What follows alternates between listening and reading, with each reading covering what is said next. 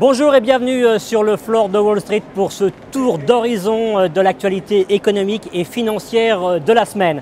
À Wall Street, les semaines se suivent et ne se ressemblent pas.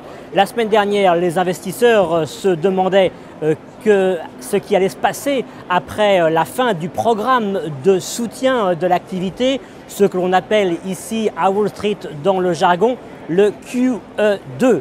Mais aujourd'hui, cette semaine, la question est différente. La question est de savoir si on va avoir besoin d'un nouveau programme de soutien, un QE3.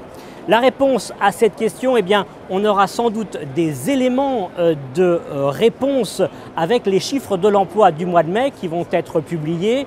Les économistes s'attendent à près de 180 000 créations de postes, un taux de chômage qui va reculer sous les 9% à 8,9%. On a des créations d'emplois aux États-Unis depuis maintenant 7 mois, un niveau autour des 200 000 créations de postes depuis 3 mois et donc c'est plutôt positif.